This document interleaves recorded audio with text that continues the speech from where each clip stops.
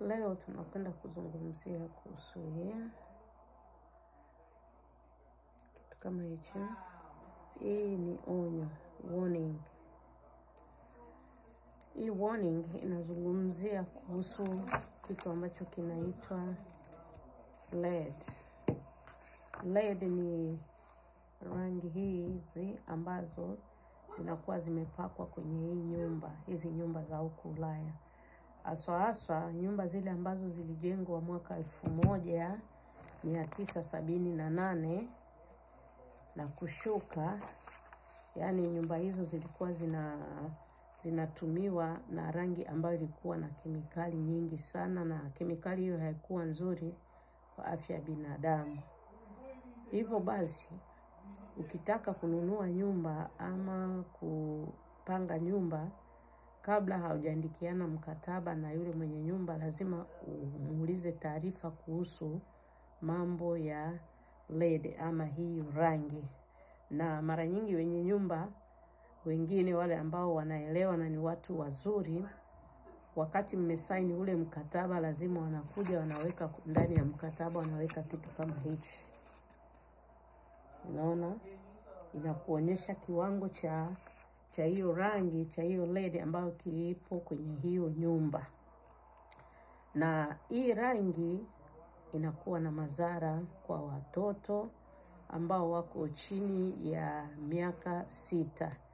Ina maana kuanzia mtoto anapozaliwa mpaka miaka 6, hawa ni watu ambao wanakuwa sana exposed, wanakuwa kwenye hali hatarishi ya kutokana na rangi hiyo, pamoja na mama wajawazito.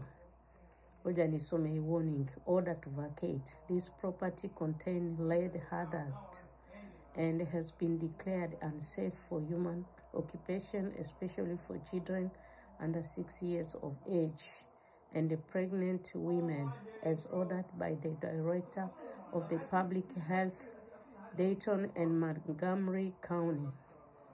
Ukikuta kwenye nyumba yako kuna kitu kama hichi, karatasi kama hichi, ujue nyumba yako imeonekana kwamba ina kiwango cha rangi ambacho ni cha juu sana.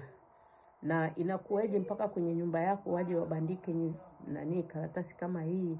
Ni pale unapokwenda na mtoto wako ama watoto wako hospitali. Sasa wanakwenda kupimwa damu, na kwenye damu inaonekana kwamba mwanao kiwango cha hii rangi kiko juu sana. Kwa hiyo moja kwa moja hospitali inaruhusiwa kutuma hiyo ripoti kwenye ofisi ya serikali ambayo inahusika na mambo kama haya, mambo ya nyumba, housing department. Sasa ile housing department ndio inachukua hatua, inakwenda kubandika kitu kama hichi. Ina maana hapa hautakiwi tena kukaa ama kuishi kwenye nyumba hiyo. Ukishakuta kitu kama hichi, pigia landlord wako, mwambie kwamba kuna karatasi ambayo imekuja kubandikwa hapa, inasema 1 2 3. Na kama ujue Kiingereza, hita mtu ambaye anajua Kiingereza atakusomea na kukupa maelezo. Unamuita landlord wako, unaongea naye, na moja kwa moja hapo unajiandaa, unaanza kutafuta nyumba nyingine, kwa sababu hii rangi ina madhara sana kwa watoto.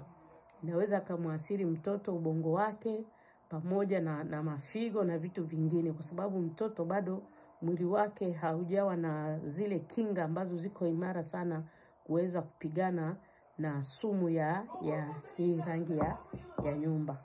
Kwa hiyo ni vizuri unapotaka kupanga nyumba wala kununua nyumba, pia uweze kutafuta wale wataalamu, inspector, waweze kukagua, wajue kiwango cha rangi ambacho kiko kwenye hiyo nyumba ambayo unataka kupanga ama ambayo unataka kununua.